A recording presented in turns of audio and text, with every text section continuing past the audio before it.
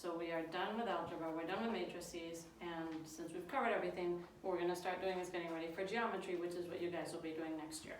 So we're going to start with chapter 10, section 1. Here's your homework. Again, it's written down on RenWeb, but here it is just in case. So this section deals with right triangles. And I think we've talked about them a little bit in class because I know we've done Pythagorean theorem and hypotenuse and all that, but we're going to start from the beginning just as if we hadn't covered anything, okay? So trigonometry, which lots of times when you're taking geometry, it's called geometry and trigonometry. It actually, tri is the beginning of triangle and it's the beginning of trigonometry. Trigonometry is actually the study of triangles. So it makes sense that we're starting with triangles, right? Unfortunately, we are not only studying triangles, we're studying lots of other stuff, but it started with triangles. And most of the triangles we're going to study are right triangles because they're the ones that have all kinds of rules that can help us find information. So everybody knows what a right triangle is, right? This is a terrible drawing, but for it to be a right triangle, it has to have a right angle. Now, if I draw a triangle like this and it looks like it's a right triangle, but I haven't put that, that is not necessarily a right triangle. Drawings aren't always to scale, and your eyes aren't detailed enough that you can tell that could be 89 degrees or 91 degrees. Unless it's 90 degrees and marked like this, none of the rules apply, okay? So a right triangle has to have a 90-degree angle that's labeled like that. And you usually label all the points, let's see, with capital letters, and that means that corner, it also is that angle, and then you name the sides with lowercase letters. And notice C is opposite of angle C, and side A is opposite of angle A, okay? So that's how you name them. Now, we should all know this side, the one that is not part of the right triangle, happens to be the longest side in the triangle, and it is always, well, it is called the hypotenuse. And then these two are called the legs. And it's the two ones that form up the right angle, and they're also just the two shorter ones, okay? All right, something that we're gonna deal with is sine, cosine, and tangent. Those are all properties in your calculator. You'll be able to tell sine will be sin, cosine is cos, and tangent is tan. But those are numbers that we can use with right triangles, and they help give us information about the sides, okay? So one easy way to remember it is with this word, SOHCAHTOA. And I don't generally use memes like this, but my husband always has these for lots of stuff. And SOHCAHTOA is how you remember what sine is, what cosine is, and what tangent is. So sine is opposite over hypotenuse. Cosine is adjacent over hypotenuse. Tangent is opposite over adjacent. Okay, so that's an easy way to remember it. What does that mean? That means that if I say, what is the sine of 60 degrees of this angle right here, you would divide opposite, so the side opposite is B, over adjacent. This is the adjacent side. The hypotenuse is the hypotenuse, so it doesn't need to be, opposite over hypotenuse, so it's opposite over hypotenuse, adjacent over hypotenuse. What is opposite? Literally the side opposite the angle you're looking at. And adjacent, you're always going to have two adjacent sides, right? But one of your adjacent sides is the hypotenuse. So it's whatever side is adjacent and is not the hypotenuse. So let's write those out in formulas. These are all in your book. Sorry, over.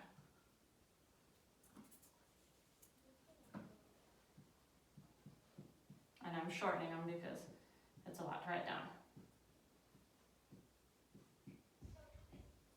Over hypotenuse, and the last one is tangent, which is opposite over adjacent, right? So if we're looking at angle B, to calculate the sine, we're going to do opposite over hypotenuse.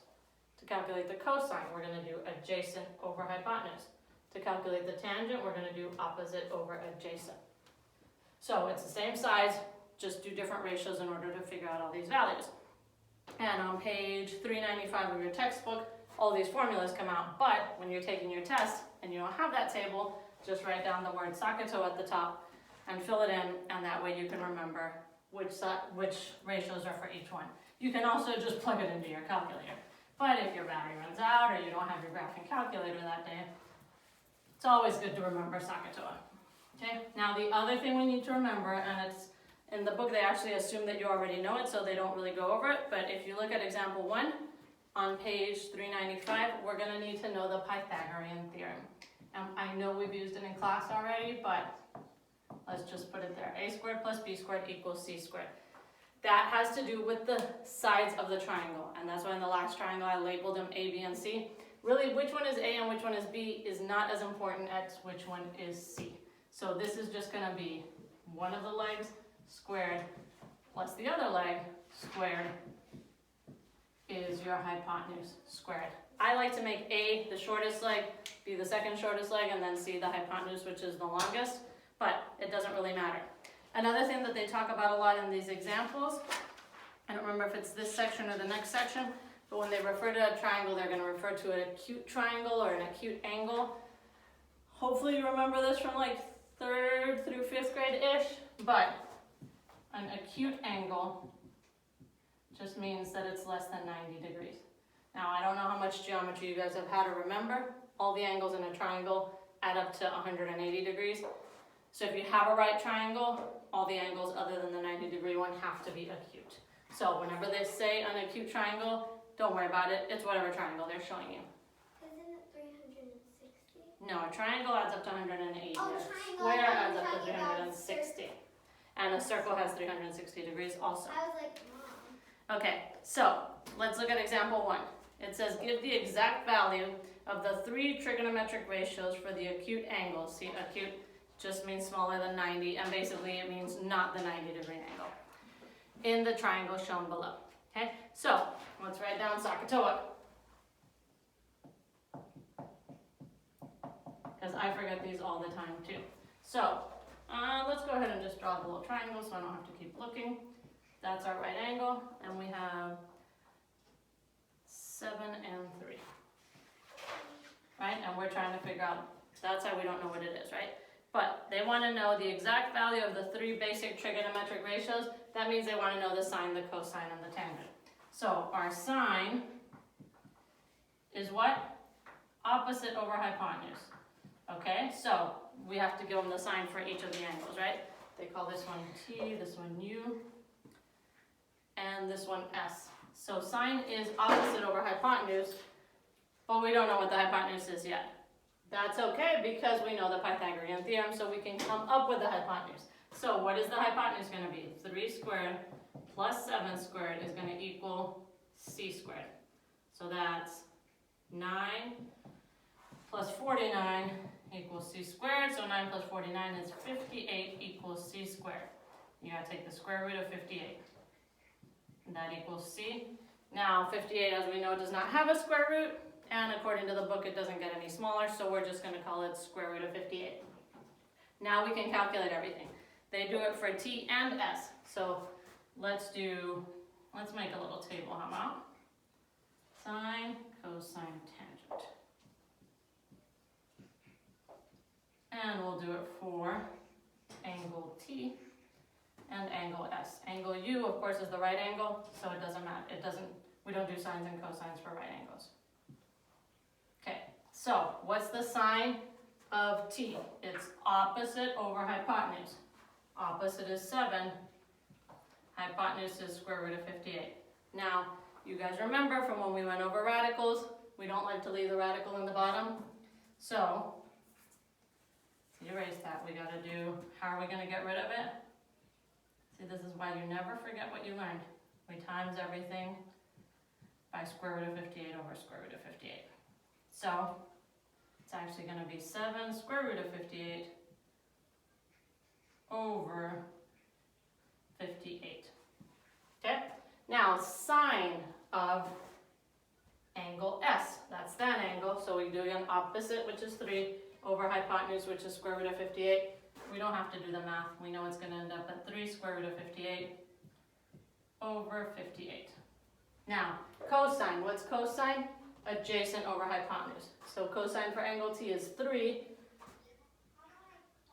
square root of 58 over 58. And cosine for S is 7 square root of 58 over 58. Now the last thing we have to do is tangent, which is opposite over adjacent. So for t, that's going to be 7 over 3. And for s, it's going to be 3 over 7. Okay? So, piece of cake. Also, your calculator can figure them out for you. But if I say you do it without your calculator, I'm going to expect to see some work. Okay? Now, if you have the measure of a certain angle and you know that you happen to be in a right triangle, you can find the sine or the cosine without having to know the rest of the sides or without doing any of the math. There's a table in the back of the book, pages 612 to 617, or you can just enter the number in your calculator. So if you put sine 46 in your calculator, it'll tell you what the sine of a 46-degree angle is. And you won't have to know any of the ratios. So for example, any of the measurements. So for example, it says find the following ratios, and it gives you a bunch of sines, tangents, and cosines. Now notice that for part B it says tangent of 27 degrees, 48, and they call it 48 minutes. So basically it's giving you a very exact angle. It's not exactly 27, it's 27 degrees and then 48 minutes past that. 40 minutes past that. I don't think we're going to see this again, so for now we'll just worry about using the table in the back. We won't go over how you figure out minutes and all that. You don't need to know. We're going to round angles up to the nearest whole number whenever we start doing geometry. But when you look for it in the back of the book, it's going to come out there. So I'm going to look in the back of my book because I don't have a scientific calculator, and I'm going to go to page 612, which is way in the back of your book. And we can go over this when we're doing a Zoom talk later this week, but I'm going to show you guys example B, which is tangent of 27 degrees, 40 minutes. So if you look at the table on page 612 on the left-hand side, it starts at 0 degrees, 0 minutes, and it goes all the way to 7 degrees, 50 minutes.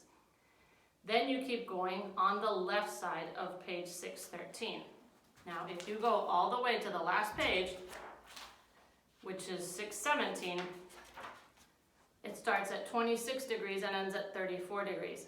What about all the rest of the angles, right? So, if you go all the way to the right-hand side, you'll see the numbers there go from 56 degrees up to 64 degrees on page 615.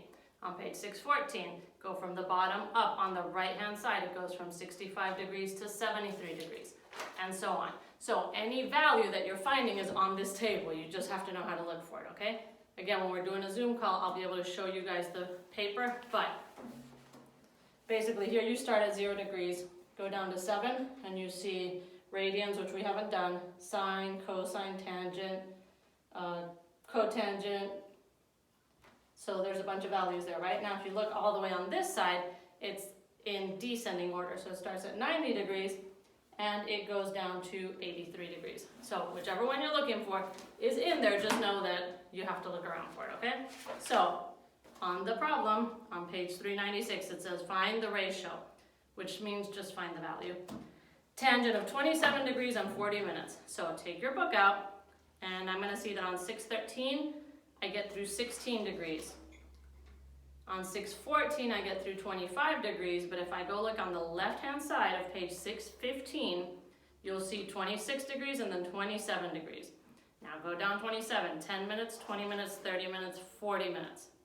Now you want to go across, and you can use a ruler if you want. The first number is radians. We haven't gone over that. The second number is sine. That's not what they're asking. The third number is cosine. Again, not what they're asking. The fourth number is tangent. So if you followed your finger across, you should see 0.5243. That is the tangent of 27 degrees, 40 minutes. Okay? So that's the value. Again, you can enter it in your calculator, but I'm not sure you can do the minutes on your calculator. So it's good to know that you have that table in the back. And for A and C, you'll do the exact same thing. Now, your homework for this is going to be problems 1 through 5. Then we're going to skip 6 through 15 because it's really just plugging numbers into your calculator. And then in part B, we're going to do 16 through 20. Okay? So it's going to be find the sine of angle A, and it tells you that you're assuming that angle C is the right angle. So draw a little triangle out. Okay? So it says You have a triangle. Remember, I have no idea what those angles look like, but it doesn't really matter. You're saying this is C, and so then we're gonna do, it doesn't really matter that much which one's A and which one's B, but you just wanna make sure you're consistent. So we're gonna make this one B, and we're gonna make that one A. And so then they wanna know, give sine of A using the following information. So you're gonna need this to figure out this, and then they're gonna give you the lengths of sides. Remember, A is this side, B is this side, C is this side. Okay, so draw something like that to do problems 16 through 20. Don't just plug stuff in